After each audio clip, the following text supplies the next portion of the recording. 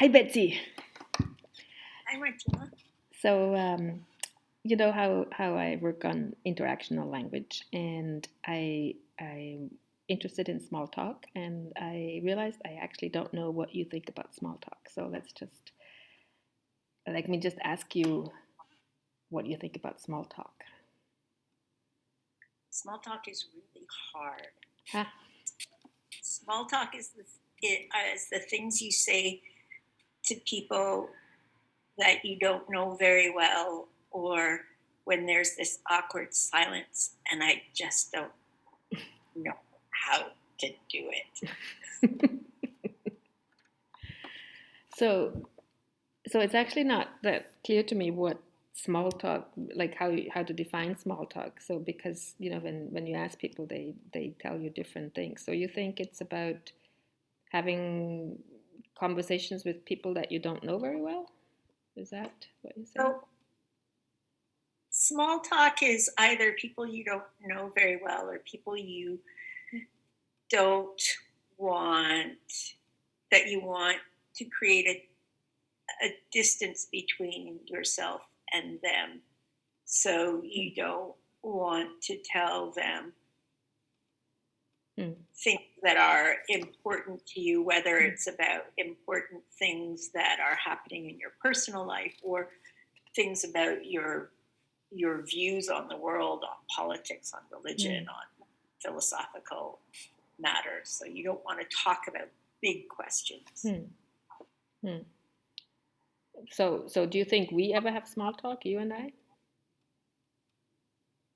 No, I don't think we do a lot of small talk. Sometimes before you and I get down to work, we will chat about the small matters of our daily lives, but it doesn't feel like the kind of small talk that is just, I think of small talk as something, as a conversation you could have with just anyone Hmm. about things that are completely banal and neutral, like the weather. Right. The weather.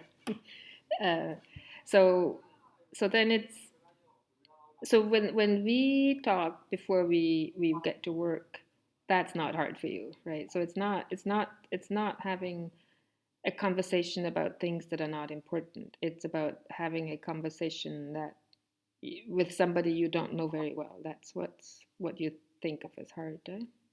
I think small talk is about topics that don't really matter to you Hmm.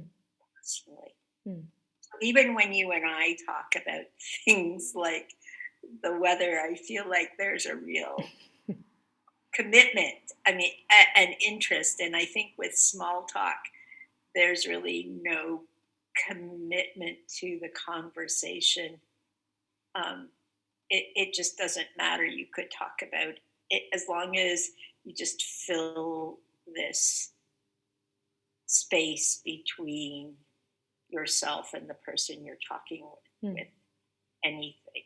Hmm. And do you have the experience that it just stays like that? Like if you feel like that within a interaction with somebody, does it ever get to a point where you feel like, okay, now I'm ready to share a bit, or is that something that stays?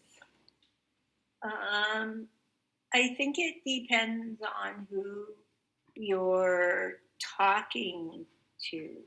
So I imagine that if you are talking to a stranger, like suppose the person sitting beside you on a flight, you generally start with small talk because they're total strangers. But every once in a while, you hit it Hmm. off and you start having a conversation that grows Hmm. in interesting ways. Hmm. And I tend to, not surprisingly, I have never in my life started a conversation with my seatmate. Hmm. And if they don't start, then there is just silence. Hmm. Hmm. And so most of the time, if if the other passenger asks me a question, then I will answer it. But unless they have more conversational skills than I do, it just doesn't go very far. And I think I remember one memorable conversation with I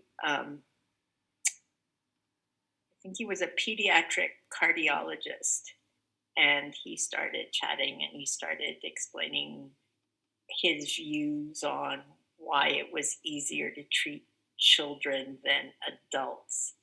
And I Yeah. remember that Mm, conversation, and I mm. remember being intrigued by what he was saying, and it didn't feel like small talk. Okay. Maybe it was Yeah. for him. Yeah.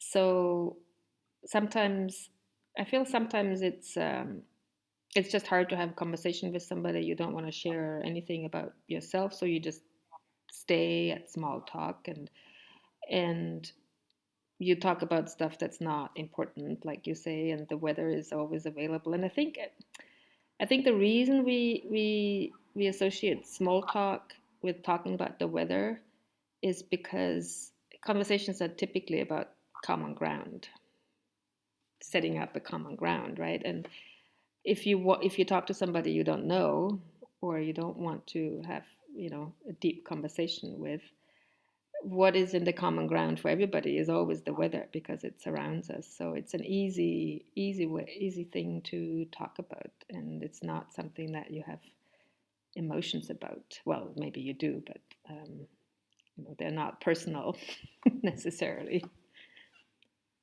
No, and I think I'm not alone when I'm going into a social situation with people that I don't know very well. I will often think about what it is I could talk to them Hmm. about, Right.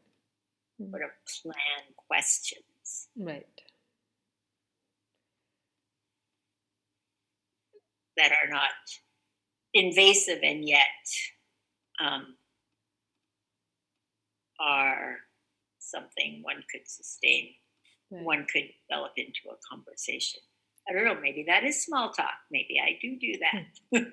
Well, I think that's. I mean, you know from when I work on something, usually what I work on kind of disintegrates and turns out not to be a thing or a natural class. And I think small talk has the same properties. It's something different depending on the context and depending on who you talk to.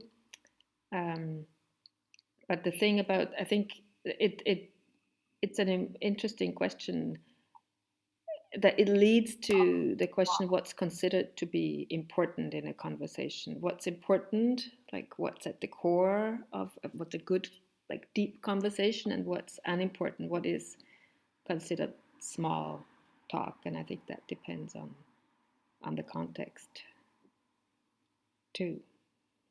Yes, I agree. Right. And so that actually raises the question, why do we have conversations? What's the point of a conversation if we can make this distinction between this is an important conversation versus this is a small talk and kind of unimportant? So that, you know, I think it raises the question, why do we have conversations even if it's about something that we don't even care about, like the weather? I, I think we have conversations to connect. Mm-hmm. And Mm-hmm.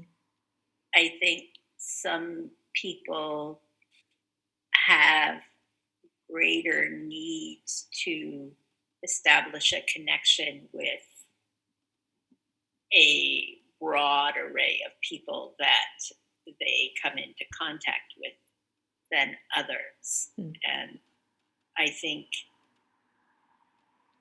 that, so it, just like when I'm on a plane, who's going to strike up a conversation and who isn't. Mm. I don't feel a need to connect to a person who just happens to be sitting in Mm. the seat next to Mm. me. Mm. And even when we start, like when we, meet, and the first, like you said, it doesn't quite feel like small talk, but we chit chat, and that's a way of starting the connection again. We haven't talked for a full day, and then we make a connection by talking about something that is not, to the point of what we are going to do, but we want to know about our personal life too, even if it's mundane. I ran out of Right. coffee, or you know. Right. So I think that that to me feels more like a warm up exercise before we get down to the Mm, hard thinking about the problem at hand. mhm, So I don't think that it's easy for people to jump into a difficult conversation. I think you sort of have to reestablish the relation mhm. and then you Right, go. right. Yeah, and that, I mean, there's some literature on small talk, and that's what they say, that it is about bonding. It's establishing the bond, between people. And so the way I thought about it, today, actually, how we make this distinction between the language that we use to talk about the world, where we have content, we call it propositional content. This is really just, truth conditional, and it's used to talk about the world. And then there's this interactional language, which is really establishing, the interaction. So in a way, you can think of small talk as, let's just pick something irrelevant at the propositional level, at what we talk about the world, just to be able to get at that interactional level, where we connect, where we, you know there's a lot of evaluation going, like there's emotions going in, there's stuff going in that's really not a lot. Sometimes it's not very conscious, but it helps us to establish that social relation. And between us, like you say, it's like a warm-up exercise before we get into things. And some people, like, because we are trained together, we're keeping with the metaphor of the warm-up, we train together, we have, like, get down to business and to work. But some people who don't have the connection that we have, they just don't they can't get to training, they have to stay at the warm-up level. So then that becomes kind of, then that's where the skill comes in, I think, that you talk about, that you feel like you don't have. You say you're not a good conversationalist. Like with me, you are, right? But with Oh, strangers, not, because, like, what do you do after the weather, and after, like, then there is, like, what do you do for a living? And don't want to step into, what's that called? Something that you want to that avoid. topics. Yeah, you don't want to get into delicate things. So then it becomes really hard to keep on a conversation if it becomes something that, you know, now we're done with the warm up. Now what do we do? Yeah, I think that's true. And I think it is also the case that people who are able to regularly go beyond small talk with people they don't know very well, my sense is that they're really good listeners. Hmm. Hmm. In your terms, maybe they are really good at establishing the bounds of common ground and Hmm. finding Hmm. other things to talk about. Hmm. Hmm. Yeah. Yeah. I think listening is really important, and that brings me back to interactional language. Like, there is these cues that make you feel really good when you talk to somebody and they sound like, oh, they're really interested, and they do the really, like the back channels, but they also have this ability to ask, further questions that help you, you know, keep going. And that, I think, yeah, I think that's a real skill. But that's the, yeah, then that's being able to talk to strangers. Yeah. Or Yeah. at the cashier, or wherever. Like there is, sometimes in the literature they talk about, in institutional settings you have, um, a business to do, like doctor-patient interactions, or at the bank you have a business to do, but then there's like, it's interspersed with, like, a little bit of personal, and sometimes that's also dubbed small talk because it's not important to the topic. So that, I'm sure you know that's something you can do, like you talk to the clerk. And Yes. Yes. But it's effortful, and my impression is that for some people it's not. It just is. yeah, I wonder whether the people who are really good at talking to strangers, whether they're good at talking to people that they're close to, whether there's like, it's, um, you have your theory of the, what's it called, internal consistency. Yeah. Yeah, I wonder what's consistent, whether it's consistent that you're able to talk with everybody equally well, or maybe you prefer talking to strangers because you don't actually have to get into, Things that matter. yeah. But it's true, there are people who I know who I often feel keep me at a distance, and they do it by not engaging in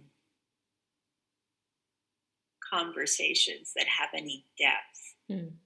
So if they ask me a question, I will give them a more fulsome answer than I will to the passenger seated Mm-hmm. beside me.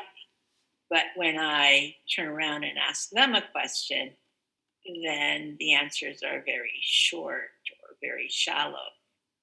And I I suspect that their conversational shallowness pervades most conversations that Mm. they Mm. have. So Yeah. small talkers, but yeah, but the I think the I think yeah, the fact remains that the small talk, there's sometimes there is just, we just talk for the sake of talking, and that is to establish that bond. Like you said, people want to connect, and some people want to connect more than others, and talking is like, is the easiest way to connect, because it's much harder to connect with somebody just by looking them in the eye. I mean, that has a whole other level associated with it, right? Like talking to somebody about the weather is sort of a non-committal way of connecting with somebody, but if you look somebody in the eye, then that's really intimate. Right.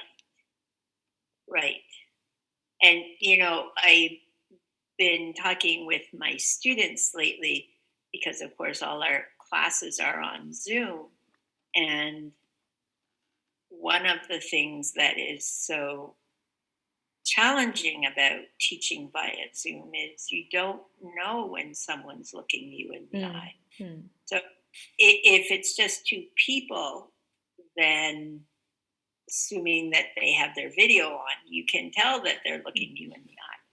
But if it's more than two people, mm, you can't always mm, tell where their eye gaze is. And or when I'm looking at a class of students and somebody's talking and I'm looking directly at them, I have no idea if they perceive that. And Mm. so, yeah, I think body language is a large part of conversation, and I Yeah. imagine that gesture and small talk would be much smaller than gesture and more meaningful Yeah. conversation. Yeah.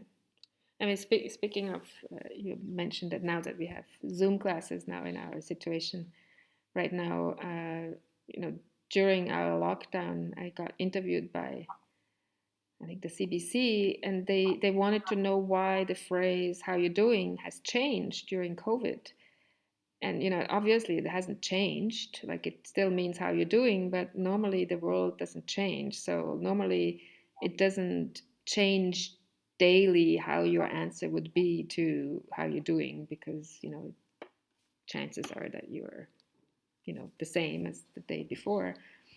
But when the world changes, then that becomes a much more meaningful question. So, how you doing can be a way of greeting, a way of doing small talk, and you're just expecting, "I'm fine, how are you?" Or it can be a real contentful question. So, in a way, I think the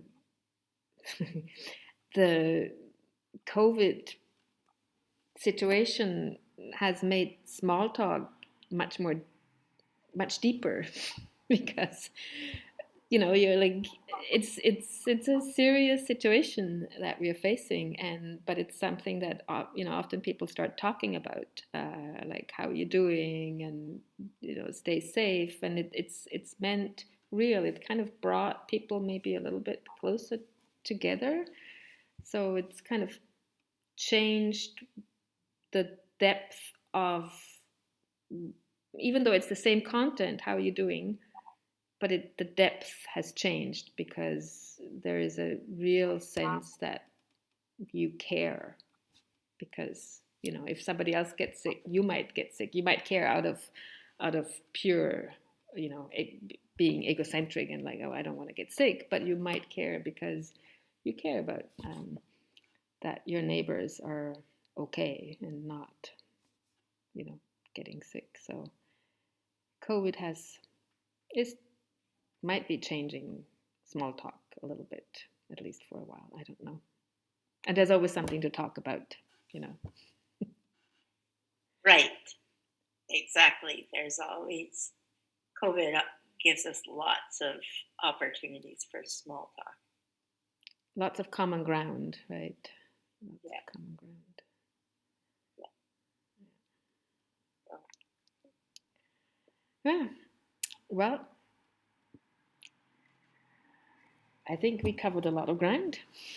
that's a good comment. Yeah. So, well, I'll turn off the audio, and thank you for the conversation. It was not very small talk. I think it was big talk. Okay. It's fun. Thanks. Thanks, Betsy.